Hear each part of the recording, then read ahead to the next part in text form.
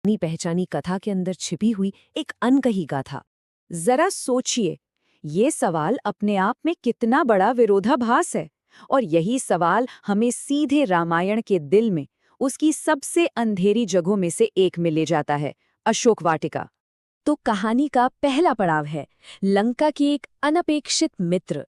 यानी जब सीता जी अपनी कैद और पीड़ा से गुजर रही थी, तब उन्हीं के पहरेदारों के बीच कोई एक था जो उनका सहयोगी था। जरा उस दृश्य को अपनी आंखों के सामने लाइए। सीता जी को खूंखार राक्षसियों ने घेर रखा है और उन सबको रावण से एक ही आदेश मिला है कि किसी भी तरह सीता जी का मनोबल तोड़ दो।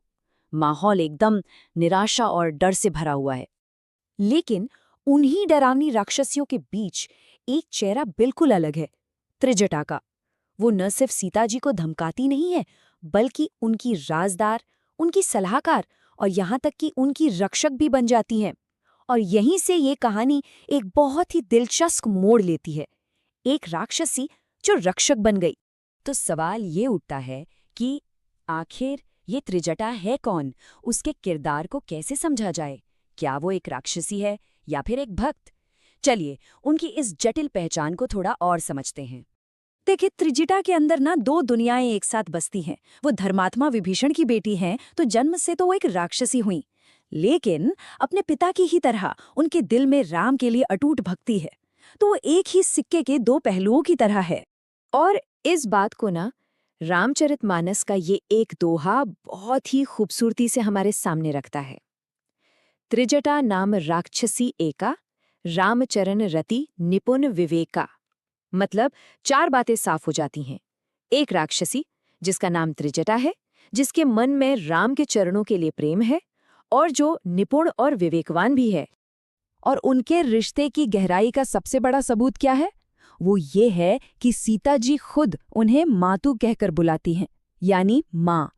ये एक शब्द ही बता देता है कि त्रिजटा उनके लिए कितनी बड़ी शुभचिंतक थीं।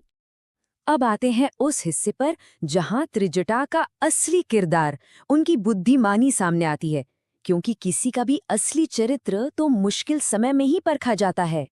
एक ऐसा पल आता है जब सीता जी निराशा में पूरी तरह टूट जाती हैं और अपनी पीड़ा खत्म करने के लिए चिता की मांग करती हैं। अब ऐसे में कोई और होता तो शायद सिर्फ दिलासा देता, पर त्रिजटा वो कुछ और ही करती हैं। वो अपनी गहरी समझ का इस्तेमाल करती हैं। वो बहुत ही चतुराई से कहती हैं कि रात के समय आग का प्रबंध नहीं हो सकता, और फिर बात बदलने के लिए वो तुरंत भगवान राम के गुणों का गान शुरू कर देती हैं। वो जानती थीं कि सीता जी के दर्द की असली दवा दिलासा नहीं, बल्कि अपने प्रियतम की कथा सुनना है। कमाल की बात यह है कि यही तरीका बाद में हनुमान जी भी अपनाते हैं। अच्छा, सीता जी को तो संभाल लिया, पर बाकी राक्षसियों का क्या, जो लगातार उन्हें डरा धमका रही थी? उन्हें त्रिजटा ने कैसे काबू में किया? बल से तो नहीं, बल्कि एक कहानी से। अब होता ये है कि बाकी राक्षसियां सीता जी को और ज्यादा परेशान करने लगती हैं। तब त्रिजटा को बीच में आना पड़ता है। पर वो ये बात अच्छी तरह जानती हैं कि इनसे सीधी सीधी लड़ाई मोल लेना बेवकूफ़ी होगी। इससे रावण का गुस्सा भड़क सकता है और खुद उनकी जान को खतरा हो सकता है। तो वो एक कमाल की तरकीब लगाती हैं। वो सभी राक्षसियों को इकट्ठा करती हैं और कहती हैं कि मैंने आज सुबह एक बहुत भयानक सपना देखा है। वो बताती हैं कि सपने में एक वानर पूरी लंका को जलाकर राख कर देता है। रावण बिना सिर के गधे पर बैठकर दक्षिण दिशा यानी मौत की ओर जा रहा है और लंका के नए राजा विभीषण बन गए हैं। और फिर वो कहती हैं कि ये सपना कुछ ही दिनों में सच होने वाला है।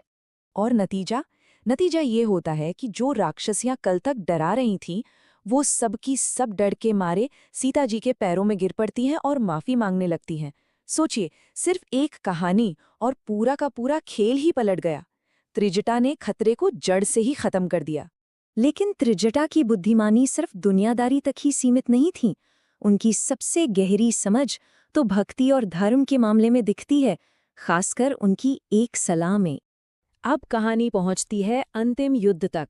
मैदान में राम जी रावण के सिर काटते जा रहे हैं और वो बार बार वापस उगाते हैं।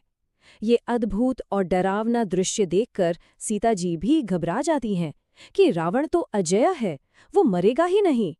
तब त्रिजटा आगे आती हैं और एक ऐसी बात बताती हैं जो बहुत गहरी है।